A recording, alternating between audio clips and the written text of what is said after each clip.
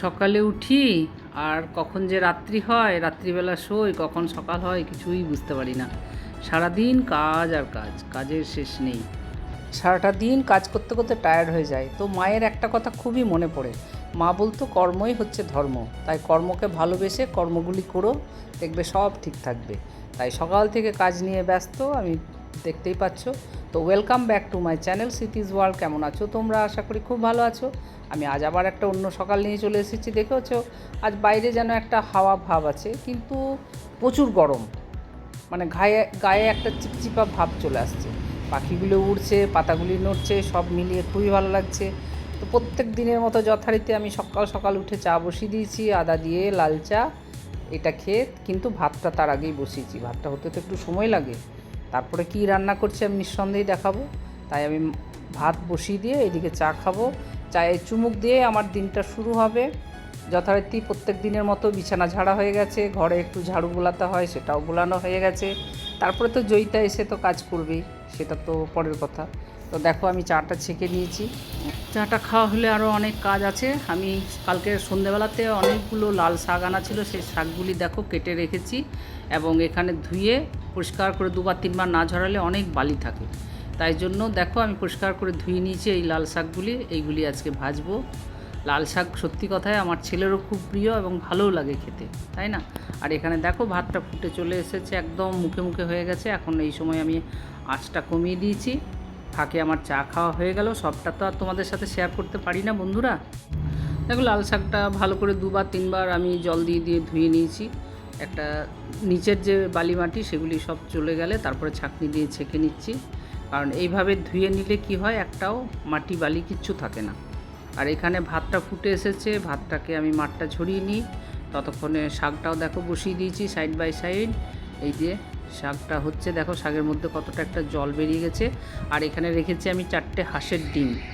আমি এই যে হাঁসের ডিমের ঝোল হবে, এটা রাত্রের জন্য করব। তাই আমি যেহেতু নোংরা আছে ওই জন্য একটা বাটির মধ্যে ভিজতে দিয়েছি। কারণ হাঁসের ডিমের নোংরা দেখলেই বোঝা যায় যে এগুলি হাঁসের ডিম।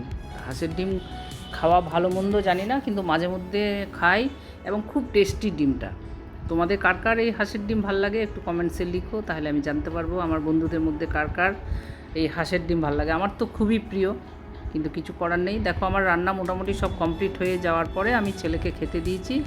লাল শাক বড়ি দিয়ে ভাজা, মুগের ডাল, আলু পোস্ত, একটা ডিমের অমলেট করে দিয়েছি, আর ওখানে আছে টমেটোর চাটনি। এই আজকের ওকে অফিস খাইয়ে পাঠালাম। তারপরে আমি পরে গিয়ে ওই যে হাঁসের ডিম সিদ্ধ করে ওটা রাত্রের জন্য বানাবো। তাই আর এই দই আছে, দই ছাড়া তো খাবে না। দইটা সকাল সকালে ও ভালোবাসে খেতে, আমারও খুব প্রিয় দই, ভীষণই ভালো লাগে। তাই ও খেয়ে নিক, এই খেয়ে নিয়ে আজকে অফিস চলে যাবে। তারপর আমার আবার অন্য কাজ শুরু হবে। সত্যি কথায় রান্না হলেই যে বলে কাজ শেষ তা নয়, সারাদিন কাজ থাকেই। কাজ করতে করতে যত তুমি কাজ করবে তত কাজ বেড়েও যাবে, তাই না? তো দেখো ছেলে তৃপ্তি করে খেয়ে নিল। তারপরে ও অফিস চলে যাওয়ার পর আমি বসে পড়েছি দেখো 1 কাপ চা নিয়ে। এই চাটি খেয়ে আমি যাব স্নান করতে। স্নান করে তারপরে পুজো পুজো করবো। কারণ একটু দুধ চা না খেলে হয় না, তার সাথে দুটো বিস্কিট দিয়ে খেয়ে নিলাম। এবার খেয়ে নিয়ে আমি চলে যাব অন্য কাজে। সারাদিনই তো কাজ আর কাজ, কাজ আর কাজ, সত্যি কথায় ফুরসত পাওয়া যায় না। দেখো আমার সমস্ত কাজ শেষ হয়ে যাওয়ার পরে আমি চলে এসেছি ডিমের, যে হাঁসের ডিমের কারিটা বানিয়ে নিই। কেননা জয়িতা চলে আসবে, ওকে কড়াই টড়াইগুলো দিতে হবে। তাই জন্য ভাবলাম একেবারেই করে নিয়েই আমি স্নানে যাব। সেই জন্য হাঁসের ডিমের কারি বানিয়ে নিচ্ছি। এরপরে জয়িতা আসবে, ও নিজের মতো কাজ করবে। তো যথারীতি দেখো টিংটং বেল বেজে গেছে, জয়িতা চলে এসেছে, জয়িতা নিজের মতো কাজ করছে। এখন এই কাজ করে যাবে, তারপর আমি যাব তাহলে স্নানে। কারণ পরিষ্কার করে পোছাটা দিয়ে নিই। কারণ সত্যি এই পোছা না দিলে না মনের মধ্যে একটা যেন অস্বস্তি বোধ চলে আসে। তাই যেদিন ও না আসে সেদিন সত্যি কথাই বলছি ঘর দুয়ার আমার একদম ভালোই লাগে না। তো দেখো যথারীতি ওর কাজ একদম ফুল সমাপ্তর দিকে। এই রান্নাঘরটা মুছছে, রান্নাঘরটা মোছা হলে ও কিন্তু বেরিয়ে যাবে। তারপরে আমি স্নানে করে এসে গেছি পুজোর জায়গায় পুজো করতে। দেখে নাও আমার ঠাকুর দর্শন করে নাও তোমরা। দেখো জয়গুরু, সবার মঙ্গল করো ঠাকুর। আর এদিকে ঠাকুর ঘরের উল্টো দিকে একটা তাকের মধ্যে কিছু ফটো টটো রাখা থাকে, সেই জায়গাটা এতটা অপরিষ্কার ছিল, আমি সেটাকে দেখো স্নান ধান করে ঠাকুরগুলি সরিয়ে এটা নিট অ্যান্ড ক্লিন করে নিলাম। তো তারপরে দেখো আমি আমাদেরও পুজো হয়ে গেছে, তোমরা দেখে বুঝতেই পারছো, প্রদীপ জেলে দিয়েছি, সব ঠাকুরের পুজো হয়ে গেল। জয়গুরু, জয় মা সর্বমঙ্গলা মা, সবার কৃপা করো মঙ্গলচণ্ডী, জয় মা মঙ্গলময়। তো বন্ধুরা, তোমরাও সবাই আমার ঠাকুরকে দর্শন করে নাও, সবার মঙ্গল হোক, এটুকুই বলবো। আর এদিকে দেখো এই যে মানি প্ল্যান্ট গাছটা লাগিয়ে রেখেছি, কত ভালো লাগছে। আজকে পরিষ্কার করে ধুয়ে জলটা পাল্টে, আবার বোতল থেকে জলটা পাল্টে দিলাম, তাই খুব সুন্দর লাগছে দেখতে, মন মুগ্ধ হয়ে যাচ্ছে দেখে, খুবই ভালো লাগলো। দেখো সারাদিন কাজ করতে করতে তো ক্লান্ত হয়ে যায়, সত্যিই কথা। আর এখন বিকালবেলা উঠেছি, উঠে চা খেয়েছি, কাপড়গুলো ব্যালকনি মেলা ছিল সেগুলো সব তুলে ভাঁজ টাজ করে রেখেছি। তারপর আমার বড় মেয়ের ফোন এসেছিলো, নাতনির সাথে অনেকক্ষণ ধরে কথা বললাম, গেজালাম। এরপর মুখ হাত ধুয়ে ফ্রেশ হয়ে সন্ধে দিলাম, সন্ধে দিয়ে এখন যাব আমি একটু ওয়াকিং, বেরোনোর ইচ্ছাটা ছিল আজকে, বেশ ভালো ওয়েদার আছে বাইরে, তো ভাবলাম একটু যাই ওয়াকিং করে আসি, কিন্তু ওই আর হয়ে উঠলো না। এখন 6টা পেরিয়ে গেছে, এখন আমি যাব একটু বাজারের দুধ, একটু সবজি টুকটাক নিয়ে চলে আসি, কারণ ওয়েদারটাও ভালো আছে, ছেলে অফিস থেকে আসার আগে আমি ফিরে যাব। তাই আজকের এই ছোট্ট ব্লগটি এইটুকুর মধ্যে দিয়েই করলাম। বাজারে যদি কিছু পাই তাহলে সেটাও তোমাদের সাথে শেয়ার করব। তো চলো আমার সাথে তোমাদের বাজারটা নিয়ে যাই, চলো। এই যে দেখেছো গেটের মুখে কেমন গার্ড দিয়ে বসে আছে,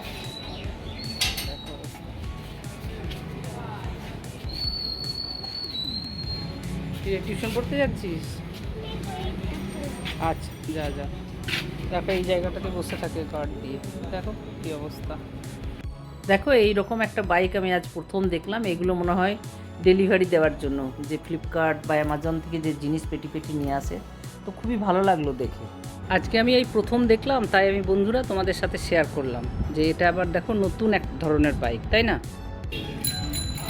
আপনি যদি ন্যানো সিরিজ কেনেন তাহলে পেয়ে যাবেন আন্ডার ওয়াটার ফটোগ্রাফি এবং ভিডিওগ্রাফির মতো আকর্ষণীয়। আজকে দিল হ্যান্ডেলটা ছাড়িয়ে।